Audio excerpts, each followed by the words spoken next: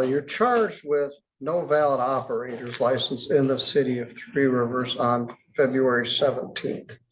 No valid operator's license is a misdemeanor. It's punishable by up to. Today in Judge Jeffrey Middleton's courtroom, it wasn't just about traffic or drug charges. The real question here was whether these people should be given another chance, or if the system has now lost trust in them. On one side, unpaid fines, repeated violations, and a pending felony case. On the other hand, a decision that tests character more than punishment. 90 days in jail, a fine of up to $100, that carries 2 points on your driving record. Mr. George, the Three Rivers City Attorney, has agreed to reduce this to a charge of allowing another to violate the motor vehicle code. That one carries no points, does get abstracted to your driver's license, and won't affect your ability to keep or maintain your driving privileges. Do you understand? Yes, deal. If I might add, I do have a payment plan set up, and I also have a job interview tomorrow. Yeah, you got, you also have a pre-exam this morning on a felony case. You owe a bunch of money. We just talked about it. $1,240. So you got another one of these. You did make a payment, but your next payment is due April 6th.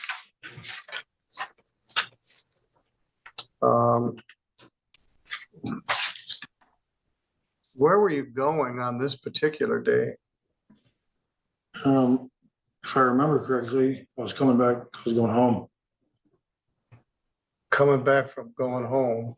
I think I was going home. Where did I get pulled over at again? It's not in my queue. Let me find it. Oh, it was on, I believe it was in by Myers. I had just dropped Amber off at a job interview, which she has a job now, and I was going to Myers to get lunch. Picked up my prescription. Yeah, right there in the parking lot. Yep.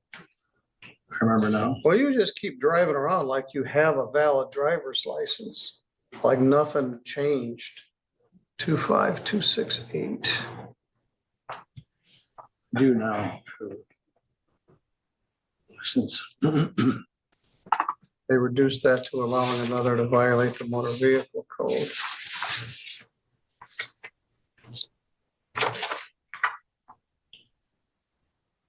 You got a driving suspended in 2020, you owe $150. You got a no valid operator's license in 2024, you owe $270. You got a previous allowing another to violate the motor vehicle code, you owe $275. So the last 3 driving charges, you paid none. Then you get this again.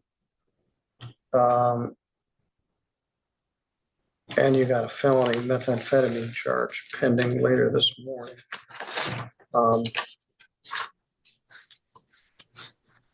I won't say there's 0 times that I put somebody in jail on allowing another to violate the motor vehicle code, but you deserve it. Tell me about your job application. It's tomorrow. Interviews for Precision Wire. They said that I'll probably start at the end of this week. So, how'd you get here?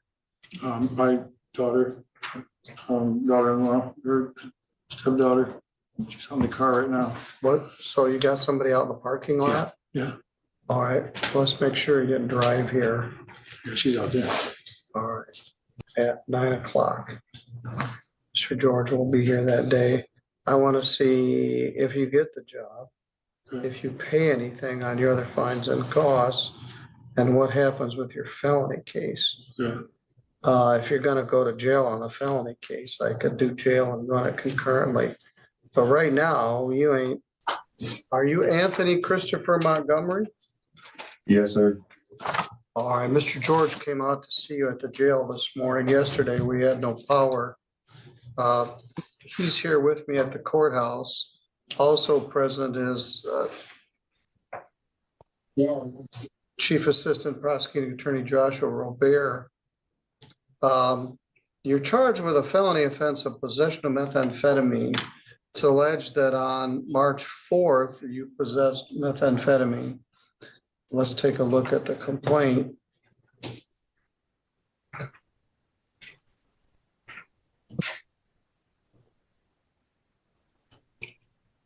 The way this is charged, that's alleged that it's a second or subsequent offense, making it a felony, punishable by up to 20 years imprisonment.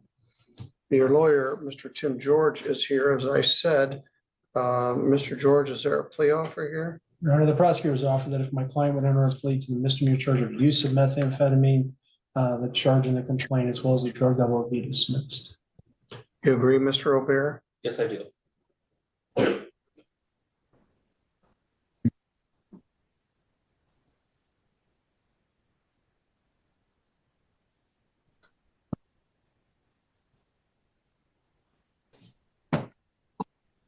It seems backwards, but use of methamphetamine is a less serious charge than possessing it. Use of methamphetamine is a misdemeanor. It's punishable by up to a year in jail and a fine of up to $2,000. Do you understand the charge? Yes, sir. Are you going to plead to that misdemeanor charge of use of methamphetamine? Yes, sir. Anybody threaten you to get you to plead to that charge No, sir. or promise you anything? No, sir. Do you understand that if you do plead to this charge, you'll be giving up your right to have a trial in front of a judge or jury? There will not be a trial. Do you understand that? Yes, sir. If you had a trial, you'd have the right to be represented by an attorney. Mr. George has been appointed to represent you, and he is here with you. He would also represent you through the sentencing. If you had a trial, you'd have the right to take the witness stand and testify on your own behalf. But you don't have to, because you have a right not to testify, and if you did not wish to testify, the judge or jury could not hold your silence against you, and you have the right to be presumed innocent unless the state was able to prove your guilt beyond a reasonable doubt. Do you understand? Yes, sir. All right, now they did a search warrant at the place you were at on Man Road on March 4th. I guess I did hear about that. And at that, were you living at that address down there in Montville at that time? Yes, sir. And at that place, had you used some methamphetamine? Yes, sir. Well, there's some other people that are also struggling, and we're all there. All right, and you've been in jail since March 4th? Yes.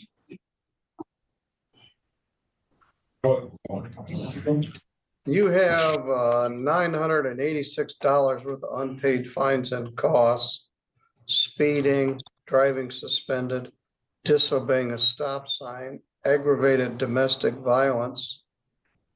That's troubling, and a previous no ops from 2025. Yes, sir. Go ahead.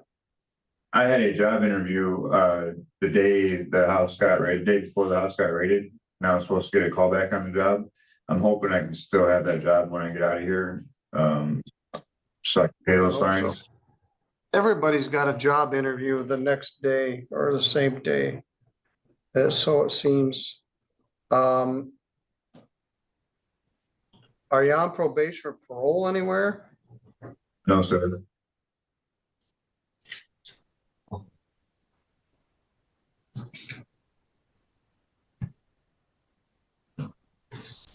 Where was the job interview?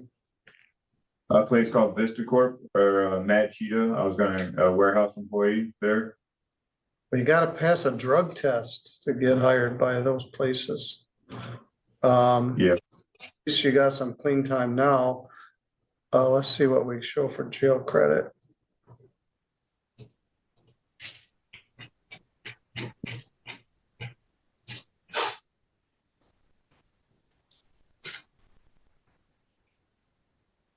The most troubling one is the aggravated domestic assault. I remember that case. You haven't paid the fines and costs, which isn't good. Yeah, I haven't had any employment serious since then. You got 13 days credit. You also failed to appear in another case.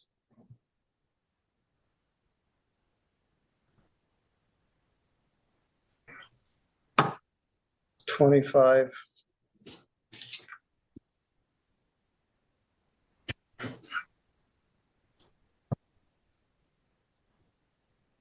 Two, 7, 8. Your Honor, Yes, when he was arrested, there was a warrant out on a traffic case that I represented him that would be in. the no ops. And then we took 25278. care of that at the last Super Friday, and then Okay. he was arraigned on this at the same time.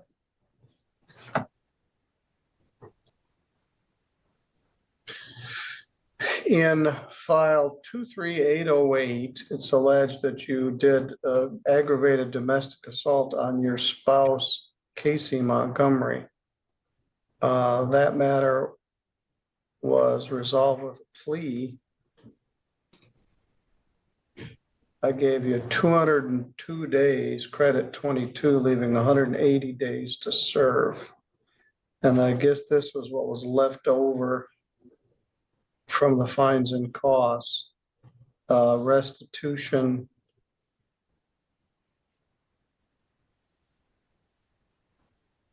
And state minimum fees and an attorney fee.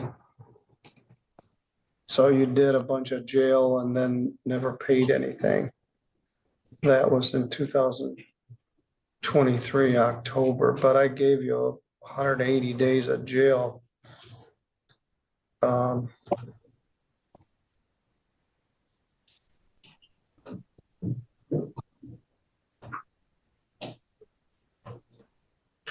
under 30 days jail credit, 13. 0 fines. Waive the attorney fee, $125 or 2 additional days.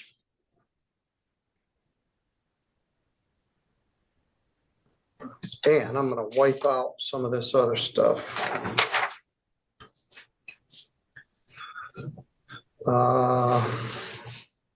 I'm gonna wipe out the aggravated assault.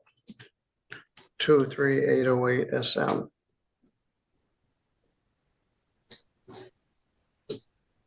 Failed to pay fine and costs.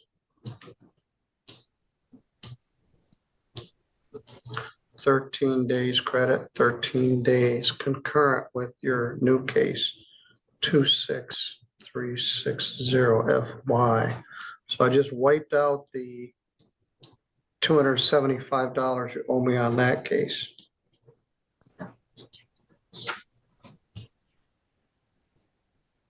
$13 days credit, 13 days.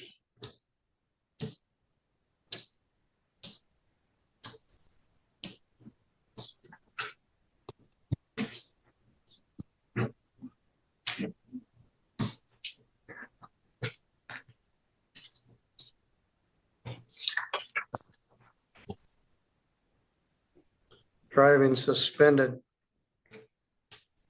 20-11430T.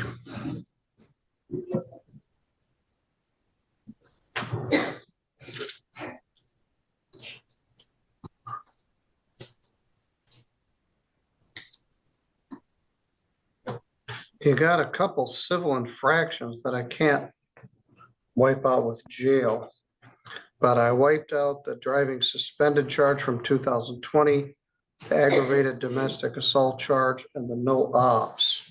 With good time, you get 5 days a month, which is about 12 more days, $125 or 2 additional days.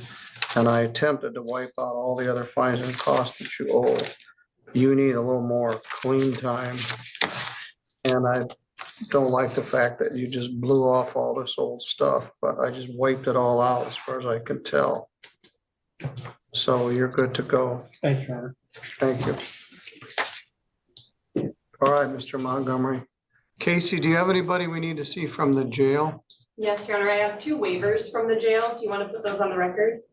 Yes. Jeff All right. Miller and Dylan Fenning. Well, give me a minute here to finish this. Good morning. Are you Timothy Raymond McLaughlin? Yes, sir. Mr. McLaughlin, you're charged with assault with intent to do great bodily harm, 2 counts, malicious destruction of personal property, and domestic assault. You're here with your lawyer, Ms. Casey Strong. What are we gonna do with this case? Your Honor, we have a misdemeanor offer to resolve the case. I've provided advice of rights, and I'll let Attorney Robert put the offer on the record. All right, what's the offer? Offer is for the defendant to plead to MDOP 200 to 1,000 and a DV first with no objection to him being placed on a deferral for that domestic violence. The other counts would be dismissed. All right, MDOP, malicious destruction of property, is a misdemeanor. If it's over $200 but less than $1,000, it's punishable by up to a year in jail. If the felony charges are dismissed, and that also leaves a domestic violence charge. Domestic violence is a misdemeanor. It's punishable by up to 93 days in jail and a fine of up to $500. The law requires that I get some input before I do the sentence in that case, that I adjourn it for at least 7 days. Or 10 days, excuse me. So are you going to plead to those 2 misdemeanor offenses? Yeah. Anybody threaten you to get you to do that? No, sir. Or promise you anything? To understand that if you do plead to this charge, you'll be giving up your right to have a trial in front of a judge or jury and all the rights that go with it on here. Yes, sir. Is he speaking loud enough for the? I'm not sure, he's nodding his head, but Yes, sir. all right, thank you. Today's case has made it clear that in the courtroom, every defendant does not stand only with their current charge. They also bring their entire past, their habits, their responsibilities, and their credibility with them. Judge Jeffrey Middleton showed strictness in some places and gave relief with control in others. But behind every decision, there was one message: a second chance can be given, but trust has to be earned again. Now here are 2 questions, do share your opinion. 1. In your opinion, did Judge Jeffrey Middleton make the right decision, or should there have been more strictness after such a record? 2. If a defendant's past is already filled with unpaid fines, driving violations, and a drug case, should they still be given a second chance?